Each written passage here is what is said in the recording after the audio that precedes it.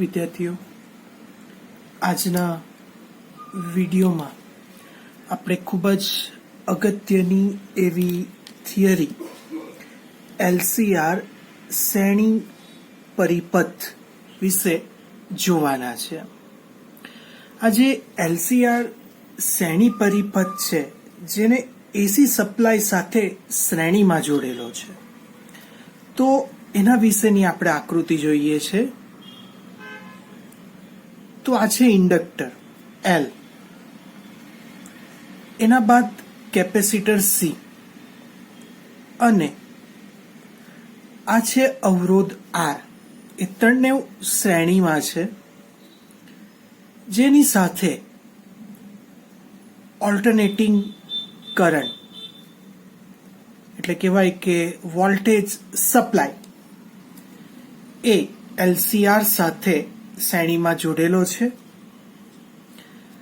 તો હવે આપણે જે રીતના થિયરીઓ જોઈ તે જ રીતના અહીંયા લખીએ તો આ જે ઓલ્ટરનેટિંગ કરંટ,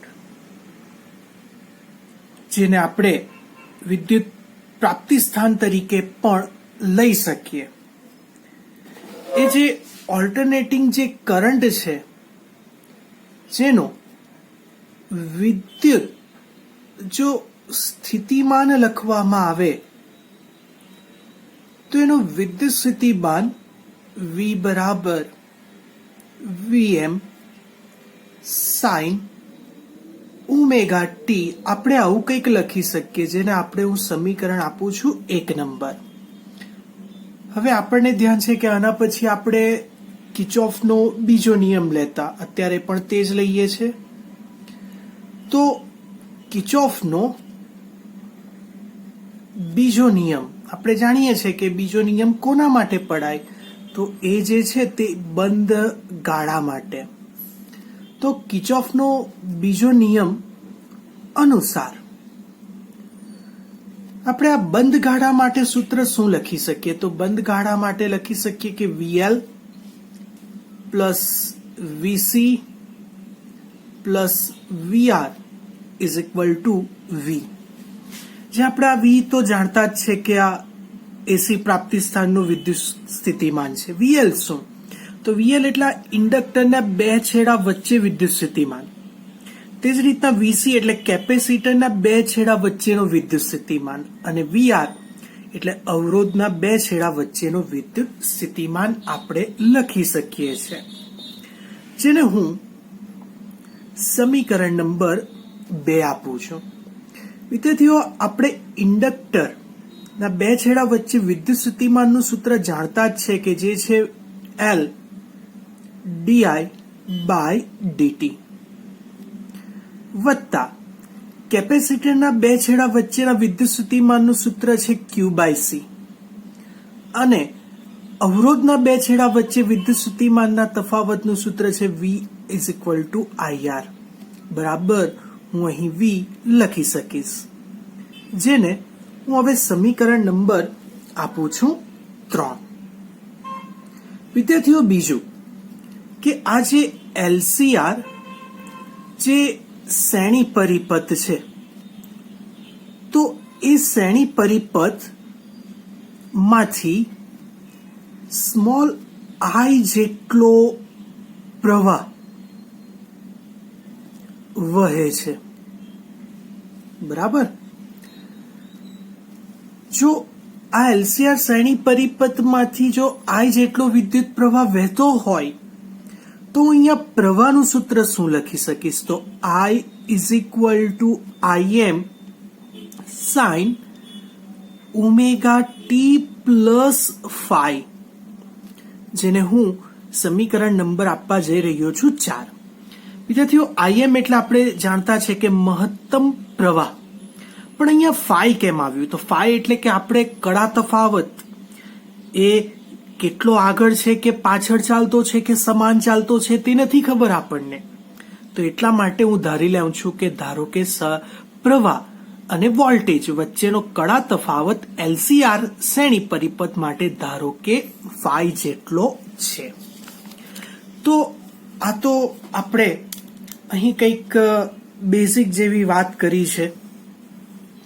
આપણું જે મેઇન હેડિંગ છે કે એલસીઆર શ્રેણી પરિપથ માટે ફેઝરની રીત વડે, ખાસ ફેઝરની રીત વડે પ્રવાહ અને કળા તફાવતના સૂત્ર મેળવવાના છે. તો મેઇન અહીંયા જે મેથડ છે તે આપણે ફેઝર છે. તો હું આ જે એલસીઆર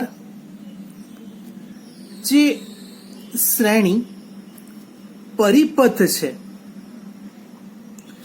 એ પરિપથ માંથી વહેતો જે પ્રવાહ છે એ પ્રવાહ ફેઝર માટે હું કેપિટલ આઈ તરીકે લઈ લઈશ.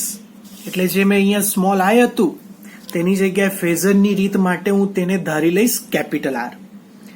આ જ રીતે ઇન્ડક્ટર છે, કેપેસિટર છે અને અવરોધ છે. તો અવરોધના એટલે કે આ ત્રણે ઇન્ડક્ટર, કેપેસિટર અને અવરોધના બે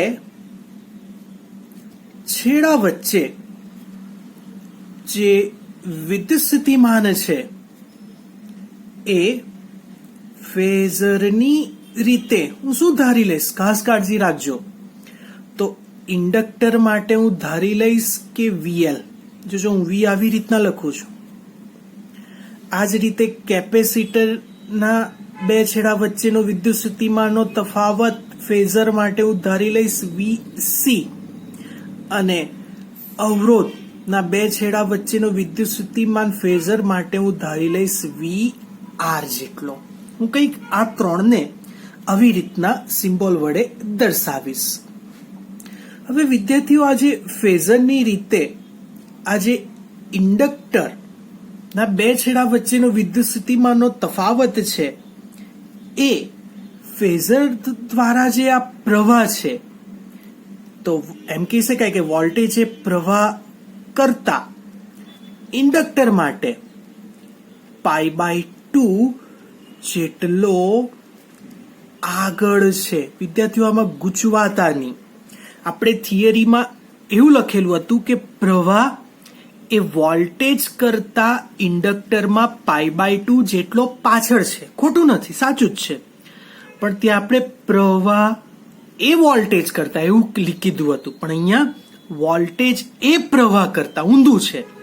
એટલે પેલામાં પાછળ હતો, પણ આ તો આપણે સ્ટેટમેન્ટ જ ઊંધું લખ્યું છે. એટલે અહીંયા આપણે શું લખવું પડે, આગળ.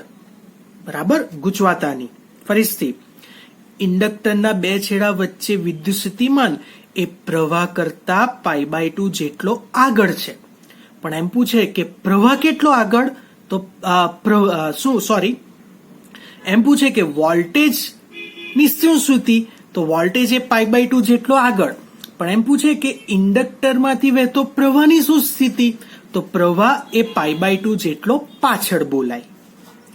તો એ જ રીતે કેપેસિટર માટે એ પ્રવાહ કરતા π/2 જેટલો એ પાછળ છે. જ્યારે અવરોધ વિશે તો આપણે જાણીએ છીએ, એ પ્રવાહ સાથે સમાન કળામાં છે. બરાબર. હવે વિદ્યાર્થીઓ, જો આપણે આજે વીએલ, વીસી અને વી ઓફ આર જે હતા, આ ત્રણે એના કંપ વિસ્તાર ને આધારે જો આપણે વિદ્યુત સ્થિતિમાન લખવા હોય તો હું એવું લખી શકું કે વી ઓફ એલ એટલે કે ઇન્ડક્ટરના બે છેડા વચ્ચે વિદ્યુત સ્થિતિમાનના તફાવતનું મહત્તમ મૂલ્ય, તો એ IM ઇન્ટુ XL જેટલું આવે, જેનો ઉપયોગ આપણે આગળ દાખલામાં બી કરેલો જ છે. તથા આ તું ઇન્ડક્ટર માટે, તથા હું કેપેસિટર માટે શું લખી શકીશ? તો કેપેસિટર માટે VCM is equal to IM into XC. અને જો અવરોધની વાત થાય તો V ઓફ R, અવરોધના બે છેડા વચ્ચે વિદ્યુતસ્થિતિમાનના તફાવતનું મહત્તમ મૂલ્ય, જે હું લખી શકીશ IM ઇન્ટુ R જેટલું.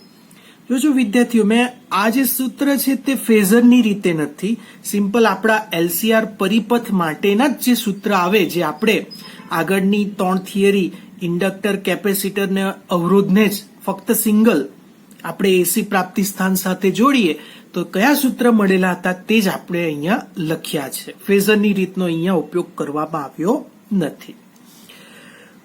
હવે જો હું ફેઝર ની રીતે જો સમીકરણ નંબર 2 ને લખવા જાઉં, ફેઝરની રીતે આ સમીકરણ નંબર 2 ને, તો મારે શું લખવું પડે? તો આ V of L, capital V of L વત્તા કેપિટલ V ઓફ C વત્તા capital V of R is equal two V. કંઈક આવું સૂત્ર હું લખી શકું અને આનું નામ આપું છું સમીકરણ નંબર 5. તો હવે મારે વિદ્યાર્થીઓ આ ફેઝરની રીતે કંઈક આલેખ દોરવો છે, તો હું કઈ રીતના એને દોરી શકીશ? તો આલેખ દ્વારા આપણે પ્રવાહ અને કળા તફાવતના સમીકરણ આપણે મેળવવાના છે. તો આ જે છે એ પ્રવાહ છે અને એની દિશામાં એ ફેઝરની રીત દ્વારા મળતો વિદ્યુત સ્થિતિમાનનો તફાવત અવરોધ માટેનો છે, જ્યાં અક્ષ સાથે ઓમેગા ટી પ્લસ ફાઈ જેટલો ધારો કે ખૂણો બનાવે છે. તો આપણે આગળ જોઈ ગયા છે કે પ્રવાહ સાથે ઇન્ડક્ટર કેટલા કોણે છે? તો આપણે અહીં લખ્યું જ છે કે V ઓફ L એ પ્રવાહ કરતા π/2 જેટલો આગળ છે એટલા માટે જ મેં ઉપર દોર્યું છે. અને આ જે V ઓફ C છે એ પ્રવાહ કરતા π/2 જેટલો પાછળ છે, એટલે જ મેં અહીંયા V ઓફ C ને આવી રીતના પાછળ દર્શાવ્યા છે. ચાલો હવે આ જ આકૃતિને જરાક આગળ વધારીને આપણે પ્રવાહ અને કળા તફાવતના સમીકરણ મેળવવાના છે. તો હું ફરીથી આવી જ એક આકૃતિ દોરું છું. આ અક્ષ એઝ ઇટ ઇઝ, આ પ્રવાહ પણ એઝ ઇટ ઇઝ, અને ત્યાં જે અવરોધ છે એ V ઓફ R છે. પણ વિદ્યાર્થીઓ, હું અહીંયા જરાક આ તરફ V ઓફ C વત્તા V ઓફ L બતાવીશ, જેનું જે મૂલ્ય છે એ VCM માઇનસ VLM જેટલું છે.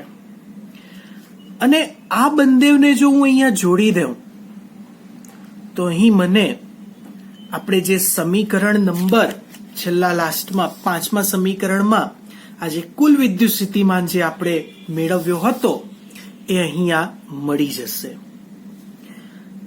તો આ જે બનતો જે ખૂણો છે એ ખૂણો ઓમેગા ટી જેટલો છે અને આ જે છે એ ફાઈ જેટલો છે. તો વિદ્યાર્થીઓ, હું આ જે છે આટલો જે ભાગ એને V ઓફ R મેક્સિમમ તરીકે પણ લખી શકું, કારણ કે આ તો ફેઝર બતાવે છે. અને આટલો જે ભાગ છે એ ભાગને હું અહીં વી ઓફ સ્મોલ એમ તરીકે પણ લખી શકું. બરાબર? ખાસ જોજો, અહીંયા હું સ્પષ્ટ કહું છું કે આ જે વીસી વત્તા વીએલ જે છે એનું જે માન છે, એનું જે મૂલ્ય છે એ વીસીએમ માઇનસ વીએલએમ જેટલું જ છે. તો હવે હું અહીં આ ત્રિકોણની વાત કરું છું. આ જ ત્રિકોણ જેમાં અહીં દેખાય છે કે આ કાટકોણ ત્રિકોણ છે, આટલો ભાગ. તો આ કાટકોણ ત્રિકોણની મદદથી હું એવું દર્શાવી શકું કે આ જે વીએમએમ છે એ કર્ણ છે.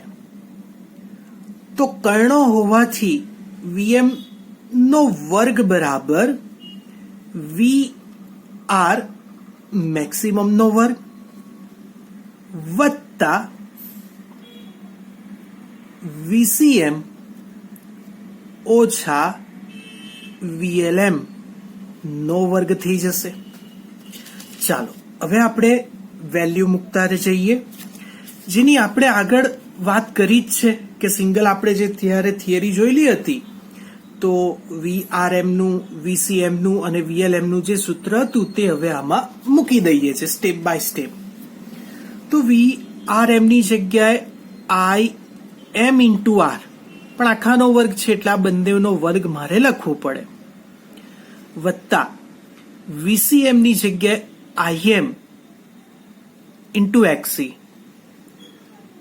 વીએલએમ ની જગ્યાએ આઈએમ એક્સએલ આખાનો વર્ગ, અને અહીં વીએમએમ તો નો વર્ગ તો છે જ.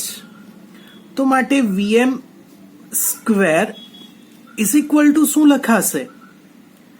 તો આઈએમ નો વર્ગ તો ખરું જ, આર નો વર્ગ બી છે. હવે આ બંનેમાંથી આઈએમ કોમન નીકળે પણ એનો વર્ગ બી છે એટલે આઈએમ સ્ક્વેર કૌંસમાં એક્સી માઇનસ એક્સએલ આખાનો વર્ગ લખાશે. હવે વિદ્યાર્થીઓ આ બંનેમાંથી આઈએમ નો વર્ગ નીકળશે કોમન. તો હું આ સમીકરણને VM square is equal two IM square બંનેમાંથી કોમન નીકળે તો પહેલા પદમાં આર સ્ક્વેર રહેશે વત્તા બીજા પદમાં એક્સી માઇનસ એક્સએલ નો વર્ગ થઈ જશે. તો આમ હું હવે આઈએમ ના વર્ગને સૂત્રનો કરતા બનાવું તો વીએમ નો વર્ગ છેદમાં આર સ્ક્વેર વત્તા X C minus X L whole square કંઈક લખાશે.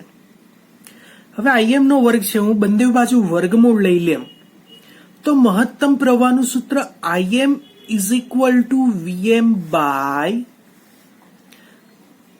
અંડરરૂટમાં આર સ્ક્વેર વત્તા X C minus X L whole square થઈ જશે.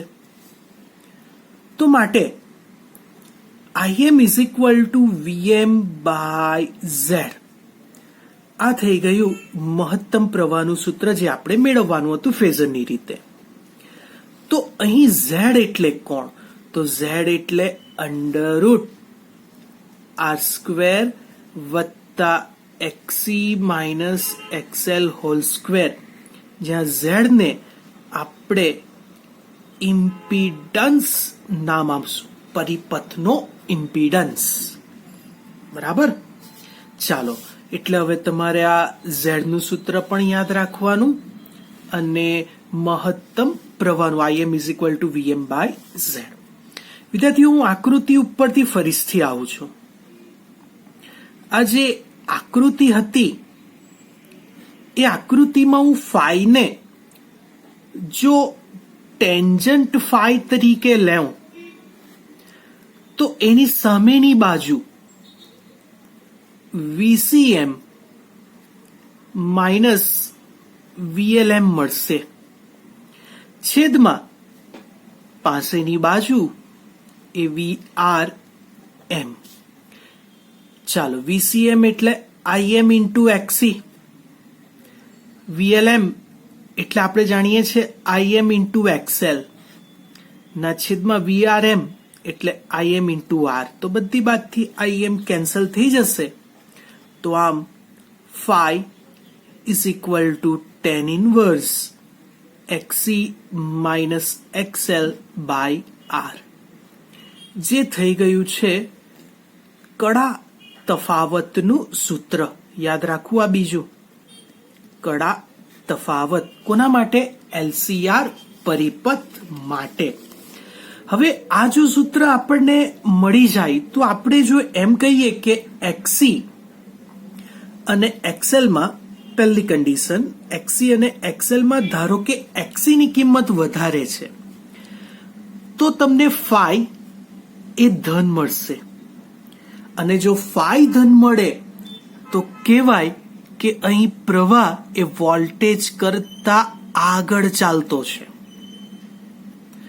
સેકન્ડ કન્ડિશન, જો એક્સી અને એક્સએલમાં એક્સએલની કિંમત વધારે હશે, એક્સએલ વધારે હશે ને એક્સી ઓછો, તો સ્વાભાવિક છે કે ફાઈનો જવાબ એ આપણને નેગેટિવ ઋણ મળવાનો, અને ઋણ મળે તો કહી શકાય કે અહીંયા પ્રવાહ એ વોલ્ટેજ કરતા પાછળ ચાલતો છે. બરાબર. ચાલો હવે આ જે સૂત્ર મેળવ્યું હતું કડા તફાવતનું, એ એલસીઆર પરિપથ માટે હતું. એલસીઆર પરિપથ માટે આ જે કડા તફાવત છે જેનું સૂત્ર phi is equal to tan inverse X C minus XL by R. હવે વિદ્યાર્થીઓ આમાં થોડાક મુદ્દાઓ અગત્યના છે. તેમાં પહેલું હું લેવું કે ધારો કે પરિપથમાં માત્ર અવરોધ જ હોય તો શું કરશું? તો phi is equal to tan inverse, ફક્ત અવરોધ છે, એક્સી અને એક્સએલ નથી, એટલે 0 બાય આર, એટલે tan ઇનવર્સ 0 બાય આર એટલે કે 0. તો આપણને phi કેટલો મળશે? 0 ડિગ્રી. ચાલો આ જ રીતે માત્ર કેપેસિટર હોય અથવા તો માત્ર ઇન્ડક્ટર હોય, બેમાંથી એક જ હોય, તો ધારો કે અત્યારે આપણે વાત કરીએ માત્ર કેપેસિટર છે, તો tan ઇનવર્સ એક્સી એક્સએલ બી નથી એટલે 0 બાય 0. તો આપણે અહીંયા લખવું પડશે tan ઇનવર્સ 1/0 એટલે આવે જવાબ છે પાઈ બાય 2. તો એવી રીતના ધારો કે એક્સએલ હશે તો આ 0 માઇનસ એક્સએલ બાય 0 એટલે આવવાનો તો ઇન્ફાઇનાઇટ જ, એટલે એના માટે પણ ફાઈની વેલ્યુ જે આવશે એ કેટલી આવશે? પાઈ બાય 2 જેટલી જ આવશે. બરાબર. ચાલો આ તો તન્ને સિંગલ હોય ત્યારની. હવે જો કદાચ સાથે આવ્યા તો સાથે આવ્યા એટલે કે પરિપથ એ ઇન્ડક્ટર અને અવરોધનો હોય તો શું કરશો? તો phi is equal to tan inverse, capacitor નથી એટલે કેપેસિટર 0 માઇનસ એક્સએલ, બરાબર ને? કેપેસિટર નથી એટલે તેની વેલ્યુ 0, એક્સએલ છે એટલે એક્સએલ બાય આર. તો આમ જે જવાબ આવશે એ tan inverse minus XL by R, બાદમાં એક્સએલ અને આર ની વેલ્યુ મૂકી આપણે phi ની વેલ્યુ શોધી શકીએ છીએ. તો આવી રીતના આ કડા તફાવત આપણે શોધી શકીએ છીએ.